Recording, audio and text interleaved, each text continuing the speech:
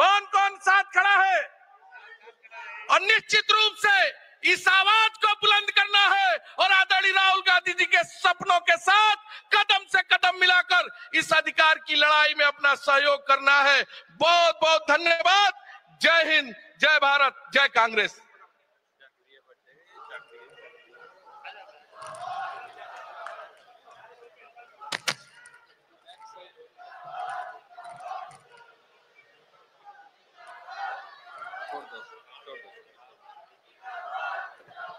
साथियों,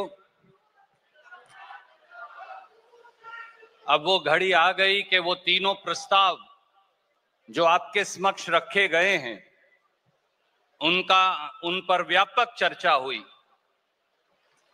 कश्मीर से केरल तक, गुजरात से नागालैंड और मिजोरम तक, मणिपुर तक सब साथियों ने अपने विचार दिए।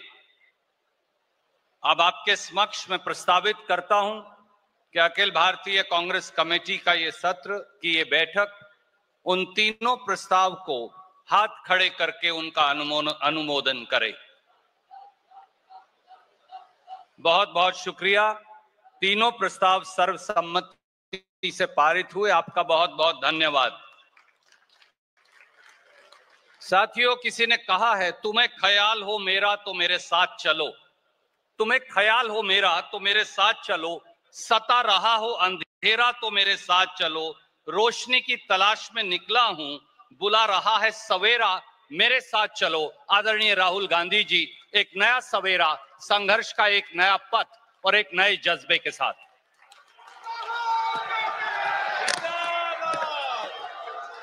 You can leave that. You can leave that there. Or you can bring it later. Bring it later. Alam Khan. You can put it there. Put it there. Put it there.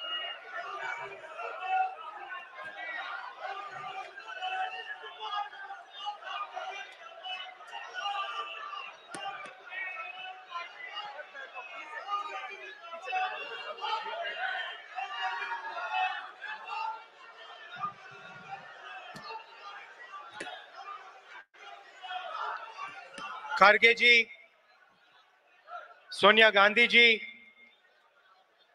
Ajay Maken ji, KC Venugopal ji, Mukul Wasnik ji, Shakti Singh Gohil ji, Amit Chavda ji, CWC members, senior leaders on the dais, AICC members, party workers, friends from media, आप सबका यहां बहुत बहुत स्वागत, नमस्कार।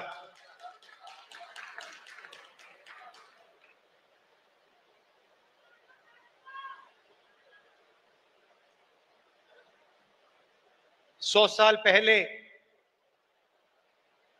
Mahatma Gandhi ji Congress party के president बने थे और 150 साल पहले सरदार पटेल जी इस धरती पे पैदा हुए थे। गांधी जी, सरदार पटेल जी, ये कांग्रेस पार्टी के फाउंडेशन है, कांग्रेस पार्टी की नींव है।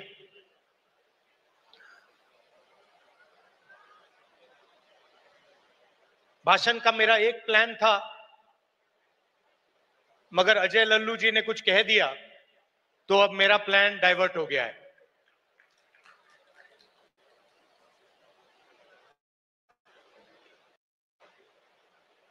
अभी उन्होंने कहा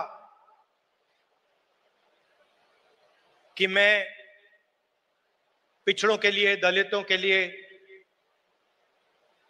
आदिवासियों के लिए, गरीब लोगों के लिए काम कर रहा हूं।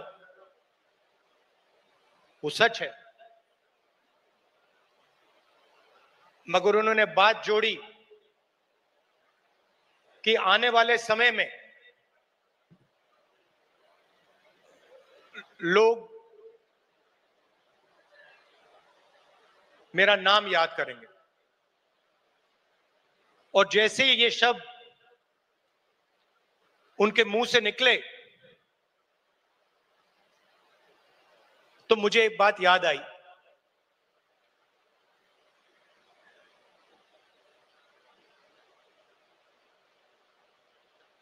कुछ साल पहले एक जर्नलिस्ट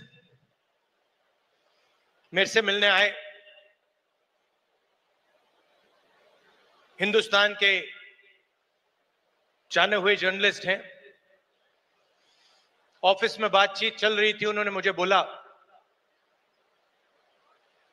कि वो या मुशर्रफ जी या नवाज शरीफ के मित्र थे और उन्होंने मुझे बताया कि उन्होंने नवाज शरीफ या मुशर्रफ जी से कहा था कि अगर आप हिंदुस्तान और पाकिस्तान के बीच में शांति लाएंगे तो पूरी दुनिया आपका नाम याद करेगी। और उस टाइम जब जर्नलिस्ट ने कहा था, मुझे एक बात याद आई थी। जैसे ही उसके मुंह से ये शब्द निकले थे, मेरे दिमाग में ये बात उठी थी कि मैं छोटा सा बच्चा था, 7-8 साल का, और मैंने इंदिरा गांधी जी से यह सवाल पूछा कि दादी, मरने के बाद आपके बारे में लोगों को क्या कहना चाहिए, क्या सोचना चाहिए? जानते हो इंदिरा गांधी जी ने क्या जवाब दिया,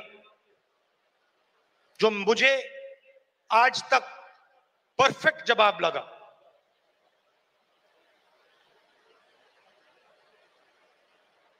उन्होंने कहा, राहुल, मैं अपना काम करती हूं, मरने के बाद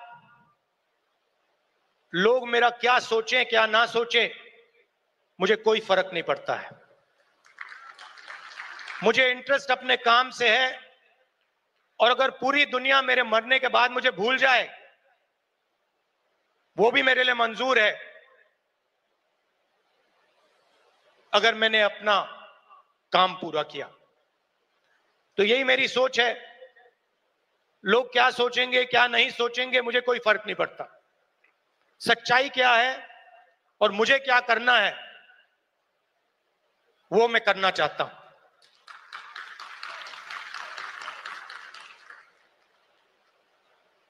तेलंगाना में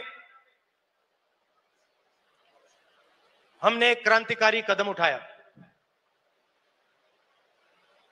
जाति जनगणना। उससे कुछ महीने पहले मैंने पार्लियामेंट हाउस में भाषण दिया था। मोदी जी के सामने कहा कि मोदी जी, आप जाति जनगणना कराइए, देश को मालूम होना चाहिए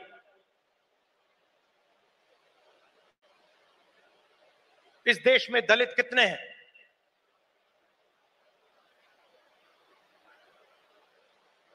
पिछड़ा वर्ग कितना है,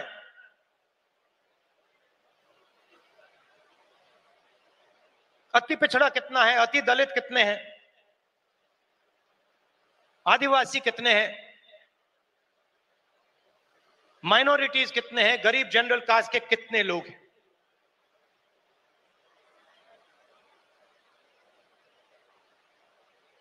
और मैं सिर्फ जाति जनगणना के पीछे नहीं था।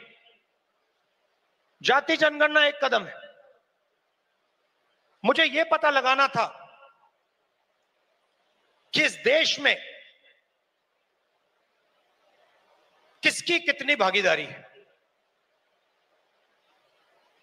उस समय मैंने कहा था कि देश का एक्सरे होना चाहिए, पता लगाना चाहिए कि जो हमारे दलित, आदिवासी, पिछड़े वर्ग के लोग धूप में काम करते हैं, मजदूरी करते हैं, क्या सचमुच में ये देश उनकी इज्जत करता है? क्या सचमुच में ये देश उनको जगह देता है? ये मेरे दिमाग में सवाल था। मोदी जी ने, आरएसएस ने साफ कह दिया, हम जाति जनगणना नहीं करेंगे, हम जानना नहीं चाहते हैं, हम समझना नहीं चाहते हैं, हम लोगों को बताना नहीं चाहते हैं कि इस देश में दलितों को, आदिवासियों को, पिछड़ों को, गरीब जनरल कास्ट को, माइनॉरिटीज को कितनी भागीदारी मिलती है, हम छुपाना चाहते हैं। और वहां मैंने सामने बोल दिया कि आप छुपाइए जितना छुपाना है। लोकसभा में, राज्यसभा में हम कानून पास करेंगे, आपके बिल्कुल सामने कानून पास करेंगे, जाति जनगणना यहीं से निकालेंगे। तेलंगाना में किया और आप हैरान हो जाओगे। रेवंत रेड्डी जी ने बोला मगर डिटेल में नहीं गए। और मैं जानता हूं कि जो तेलंगाना की हालत है वो इस देश के हर प्रदेश की हालत है। तेलंगाना में 90% आबादी ओबीसी, अति पिछड़ा, दलित, अति दलित, माइनॉरिटी, आदिवासी।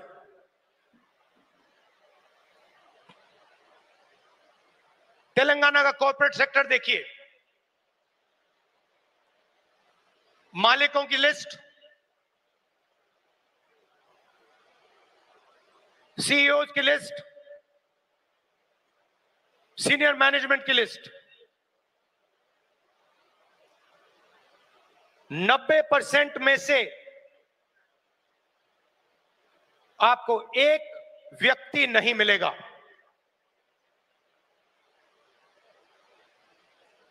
90% की भागीदारी तेलंगाना के कॉर्पोरेट सेक्टर में है ही नहीं।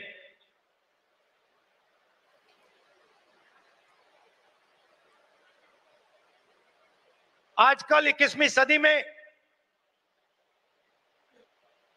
मजदूर को गिग वर्कर कहा जाता है।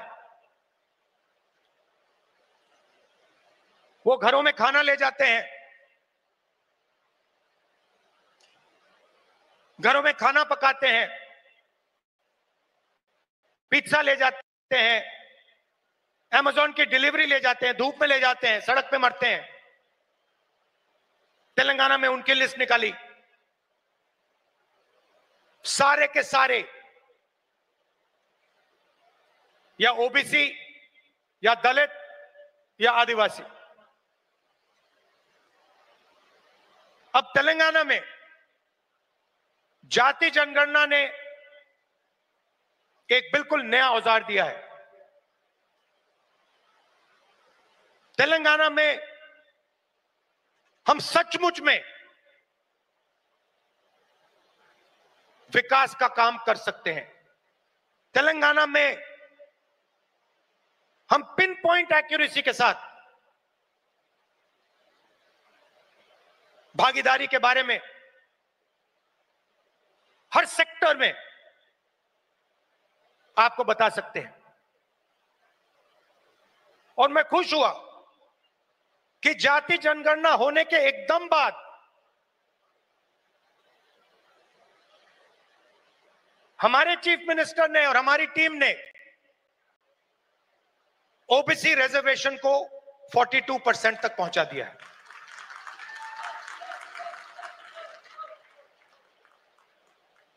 हम सुपर पावर की बात करते हैं,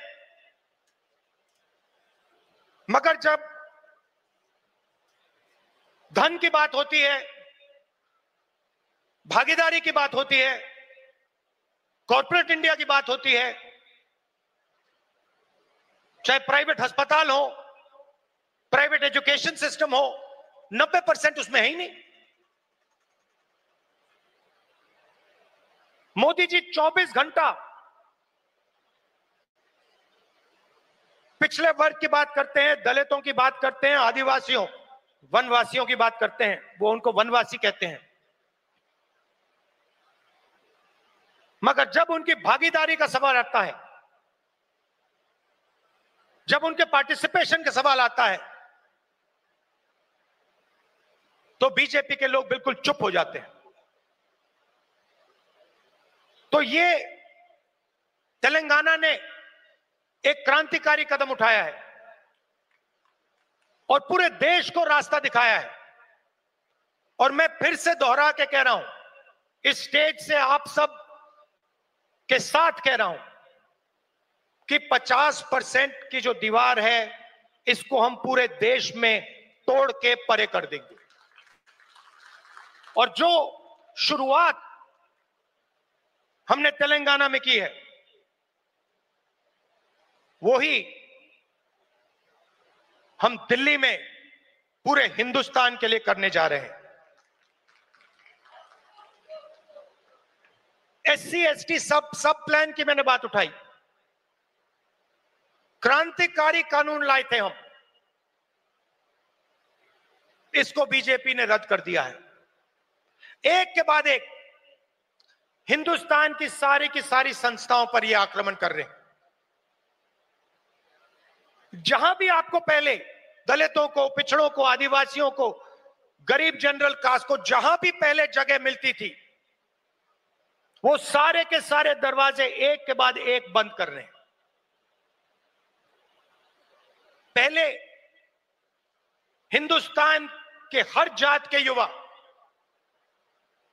सेना में जा सकते थे, पेंशन मिलती थी, शहीद का दर्जा मिलता था, एक्स सर्विसमैन स्टेटस मिलता था। उसमें सब लोग जा सकते थे, खत्म कर दिया। आज हमारी सरकार युवाओं को कहती है कि अगर आप युद्ध में शहीद होगे और अगर आप अग्निवीर हो, तो हम आपको ना पेंशन देंगे, ना शहीद का दर्जा देंगे। आपके साथ में जो लड़ रहा है उसको मिलेगा, मगर आपको नहीं मिलेगा। रास्ता किसके लिए बंद किया? गरीबों के लिए, गरीब जनरल कास्ट, दलित, पिछड़ा वर्ग, अति पिछड़ा वर्ग, आदिवासियों के लिए। पहले पब्लिक सेक्टर हुआ करता था, उसमें हर जात के लोग जा सकते थे। Steel authority India, BHEL, BSNL, HAL, ये आप सबको, पूरे देश के युवाओं को रोजगार देते थे, अपॉर्चुनिटी देते थे। एक के बाद एक इनको बंद किया जा रहा है।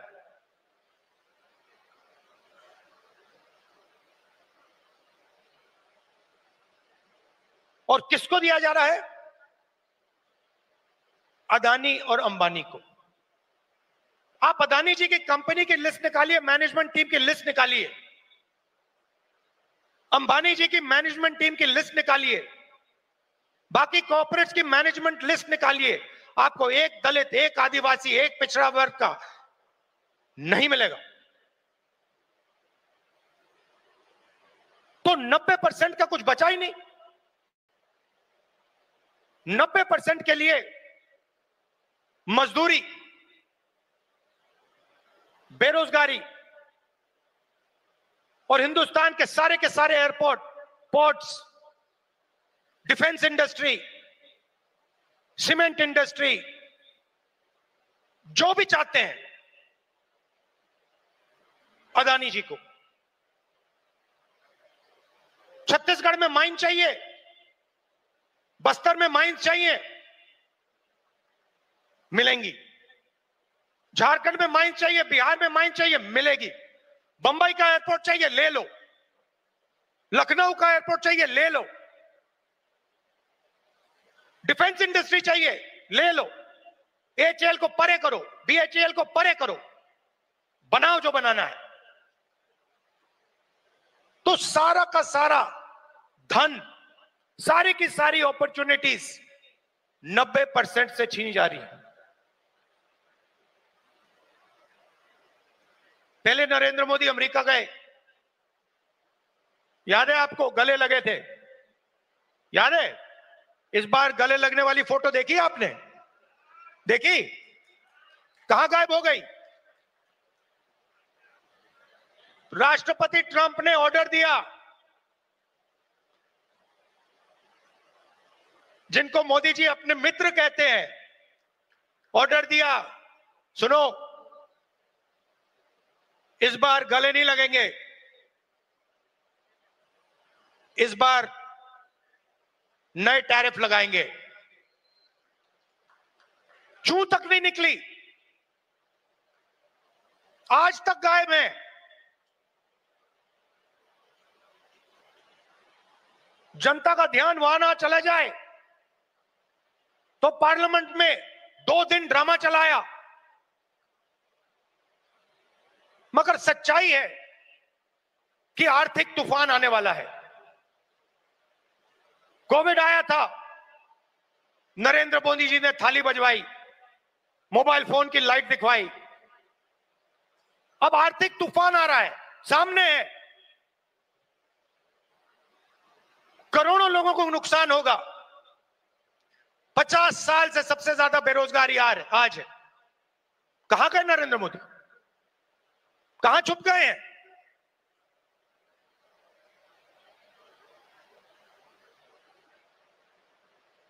बांग्लादेश का राष्ट्रपति उल्टा बयान देता है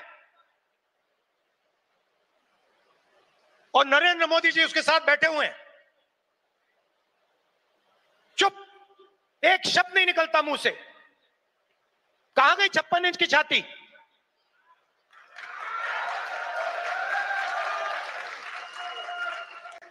जब प्रधानमंत्री को कहना था, इंदिरा गांधी से एक बार किसी ने पूछा,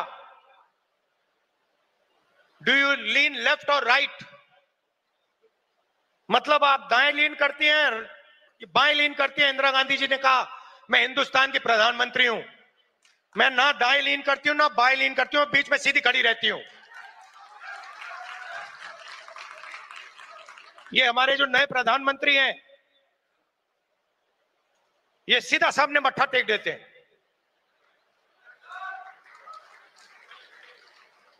सच्चाई है हिंदुस्तान की, और विचारधारा की लड़ाई है।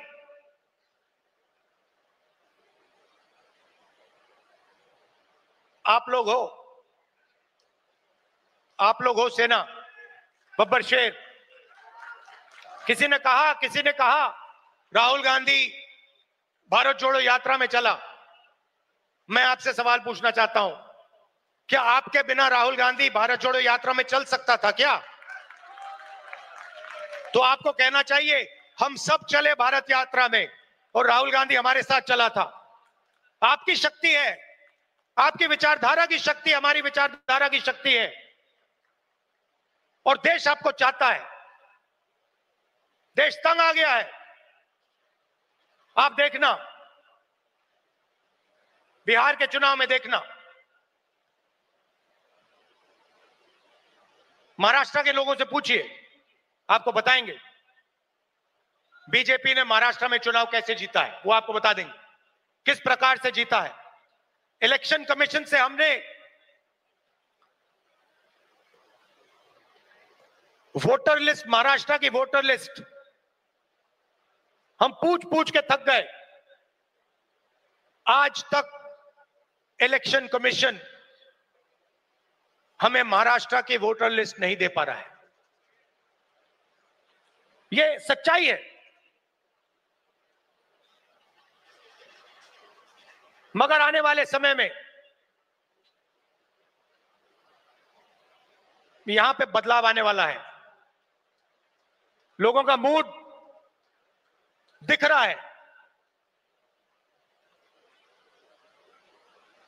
तो विचारधारा की लड़ाई है, आपकी विचारधारा है, गांधी जी की विचारधारा है। क्या फर्क है इसमें और आरएसएस की विचारधारा में? सबसे पहले ये कॉन्स्टिट्यूशन जो है ये हमारी विचारधारा है।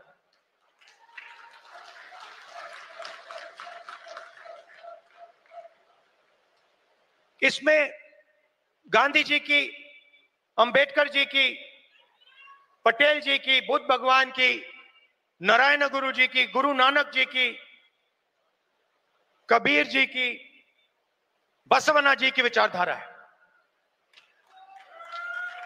यह 70 साल पुराना डॉक्यूमेंट नहीं है, यह हजारों साल पुरानी सोच है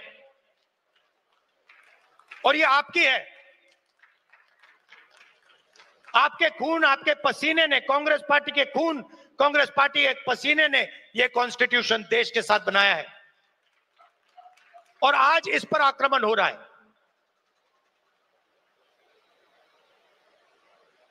संस्थाओं पर आक्रमण होता है। अग्निवीर, अदानी अंबानी को देश का पूरा धन, यह सब कॉन्स्टिट्यूशन पर आक्रमण हो रहा है। कॉन्स्टिट्यूशन में कहीं नहीं लिखा है कि हिंदुस्तान का पूरा धन 2-3 लोगों के हाथ में होना चाहिए। कॉन्स्टिट्यूशन में कहीं नहीं लिखा है कि हिंदुस्तान की हर संस्था में एक संगठन आरएसएस के लोग होने चाहिए। इस कॉन्स्टिट्यूशन में कहीं नहीं लिखा है कि हिंदुस्तान की सब यूनिवर्सिटीज के वाइस चांसलर आरएसएस के होने चाहिए। इस कॉन्स्टिट्यूशन में कहीं नहीं लिखा है कि हिंदुस्तान की दूसरी भाषाओं को, तमिल को, बंगाली को दबाया जाना चाहिए। कहीं नहीं लिखा है। मगर आरएसएस और बीजेपी रोज इस कॉन्स्टिट्यूशन पर आक्रमण कर रहे हैं और इनको सिर्फ कांग्रेस पार्टी रोक सकती है, बाकी पार्टियां नहीं रोक सकती हैं। आप देखना, क्योंकि यह विचारधारा की लड़ाई है। जिस पार्टी के पास विचारधारा नहीं है, क्लैरिटी नहीं है, वो बीजेपी, आरएसएस के सामने नहीं खड़ी हो सकती। जिस पार्टी के पास विचारधारा है वो ही आरएसएस और बीजेपी का मुकाबला कर सकती है और वो ही आरएसएस और बीजेपी को हराएगी। और आजादी से पहले एक बात याद रखिए, भूलिए मत, आजादी में हम सिर्फ अंग्रेजों से नहीं लड़े थे। हम अंग्रेज और आरएसएस की विचारधारा के खिलाफ लड़े थे। ये सारे जो आरएसएस के लोग हैं, इनकी विचारधारा फ्रीडम स्ट्रगल की विचारधारा नहीं है। जिस दिन कॉन्स्टिट्यूशन लागू हुआ था, जिस दिन यह किताब लिखी गई थी, उस दिन इस कॉन्स्टिट्यूशन के खिलाफ आरएसएस ने रामलीला मैदान में इस कॉन्स्टिट्यूशन को जलाया था। सालों के लिए इस कॉन्स्टिट्यूशन में लिखा है कि हमारे देश का जो झंडा है वो तिरंगा होगा। सालों के लिए आरएसएस ने तिरंगा को सलूट नहीं मारा था। यह सच है।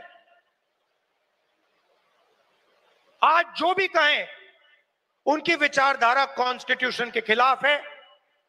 वो लोकतंत्र को खत्म करना चाहते हैं। वो हिंदुस्तान की सारी संस्थाओं को कंट्रोल करना चाहते हैं और अंबानी अदानी को हिंदुस्तान का पूरा धन पकड़ाना चाहते हैं। और हमारी विचारधारा कहती है कि ये देश हर जात का, हर धर्म का है, हर भाषा का है। इस देश की संस्थाएं, इस देश के इंस्टीट्यूशंस किसी एक संगठन के नहीं है, कांग्रेस पार्टी के नहीं है, इस देश की जनता के हैं। और इस देश की जनता को उन इंस्टीट्यूशंस पर कंट्रोल होना चाहिए। यह लड़ाई चल रही है। कुछ दिन पहले बीजेपी ने लोकसभा में वक्फ बिल पास किया। वक्फ बिल फ्रीडम ऑफ रिलीजन पर आक्रमण है, कॉन्स्टिट्यूशन पर आक्रमण है।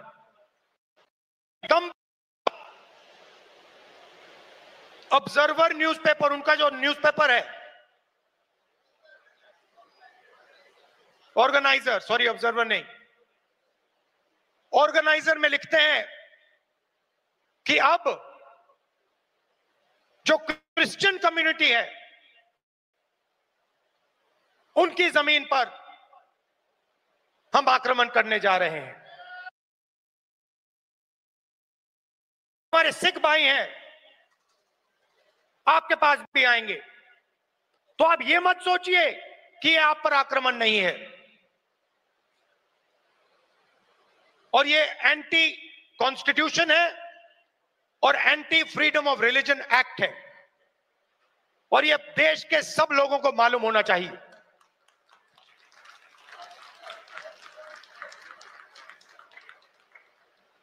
तो हम चाहते हैं कि हर कम्युनिटी, हर धर्म, हर भाषा को इस देश में इज्जत मिले, रिस्पेक्ट मिले, जगह मिले। हम चाहते हैं कि यह देश सब लोगों का हो और हर धर्म, हर जात, हर भाषा को इस देश से फायदा मिले। यहां पीछे जूली जी हैं, कहां हैं आप? जूली जी कहां हैं? जूली जी टिकाराम जूली जी कहां है भाई? हाँ, जूली बुलाइए उनको।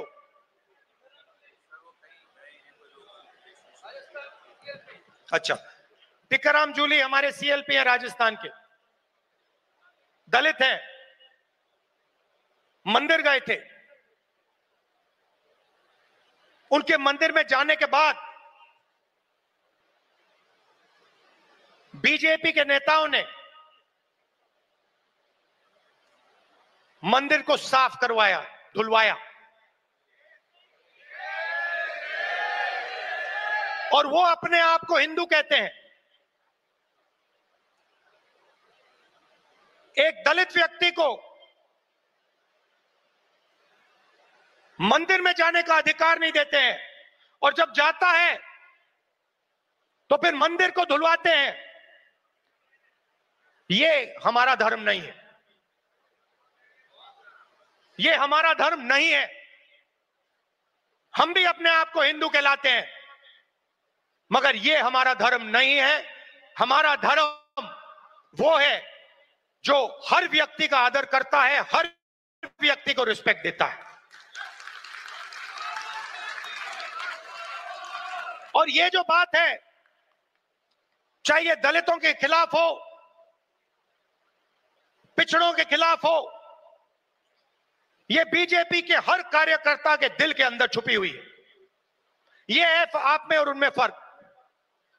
आपके लिए चाहे दलित हो, आदिवासी हो, पिछड़े हो, महिला हो, अल्पसंख्यक हो, आप सबकी रिस्पेक्ट करते हो।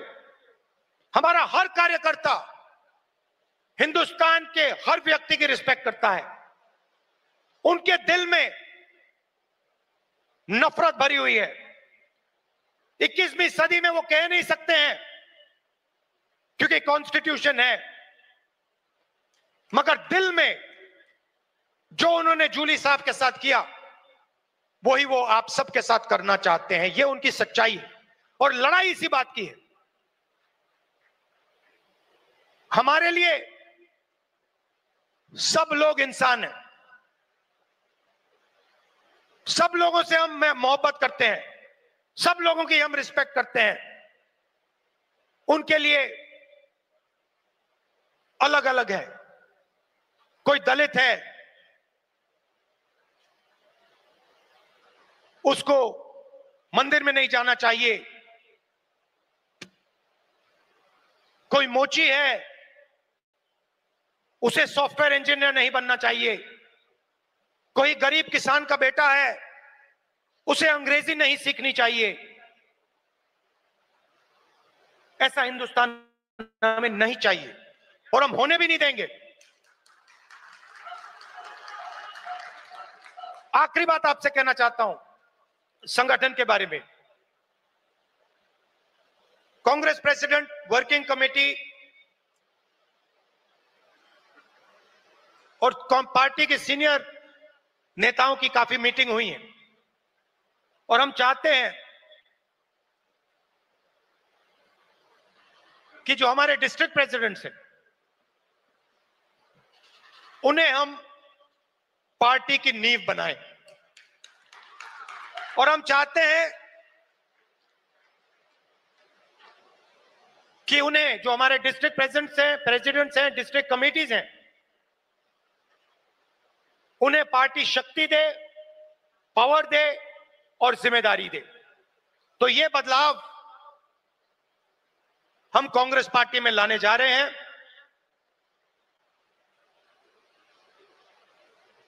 डिस्ट्रिक्ट कमेटी और डिस्ट्रिक्ट प्रेसिडेंट को हम पार्टी का फाउंडेशन बनाने जा रहे हैं।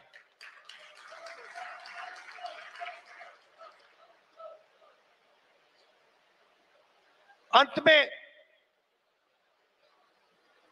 आप सबको लड़ना है और मैं जानता हूं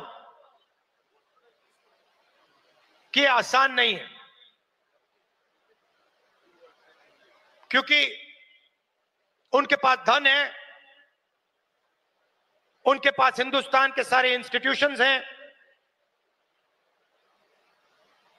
उनके पास सब कुछ है, मगर जीत हमारी होगी क्योंकि हमारे पास सच्चाई है और देश की जनता का प्यार है। तो घबराने की कोई जरूरत नहीं है। आप देखना आने वाले समय में कांग्रेस पार्टी, बीजेपी और आरएसएस का क्या करने जा रही है। अब मुझे पीछे से कह रहे हैं कि जो हमारे साउथ के लोग हैं उनके लिए अंग्रेजी में बोलना है, तो थोड़ा सा मैं अंग्रेजी में बोलता हूं। Brothers and sisters, the fight is about the Constitution. This Constitution was prepared by the Congress Party, by the people of India, by Mahatma Gandhi, Ambedkar, Jawaharlal Nehru, Sardar Patel ji, Ambedkar ji. This Constitution is under attack. This Constitution is an ideological document that reflects the ideology of the Congress Party. It does not reflect the ideology of the Sangh Parivar or the RSS. And that is why they are intent on destroying this Constitution and capturing all the institutions that emerged from it. It is our duty as Congress members to protect this Constitution, to protect the rights of every single Indian, all communities, all languages, all genders, It is our duty and our right because it is our ideology that is reflected in the Constitution. The BJP and the RSS are attacking our institutional framework, and they think that just because they are in power, they have huge amount of financial capacity that nobody is going to resist them. They are absolutely wrong. The Congress worker and the Congress party and the large mass of India's people are going to fight for this constitution and are going to defeat the RSS and the BJP. I also said that a few days ago, the BJP and the RSS attacked the freedom of religion. The Waqf bill and the article that appeared in the RSS magazine, the organizer, where they said that they are now going to attack the land of our Christian brothers and sisters, are both attacks on the Constitution of India. And they must be seen in that light. I also spoke about the caste census and about how we have taken a tremendous step in Telangana, which has revealed a lot about the communities that are participating in different activities in the state. Finally, I would request all Congress members from all our states that it is your responsibility to defend the Constitution. It is your responsibility to defend the ideology of the Congress party. And I'm proud that you do it every single day against great odds. Thank you very much. Namaskar. बहुत बहुत शुक्रिया राहुल जी। जैसा आपने कहा, किसी के पास ताकत है, किसी के पास ईडी है, किसी के पास सीबीआई है, तो हमारे पास देश का संविधान है। और दोस्तों,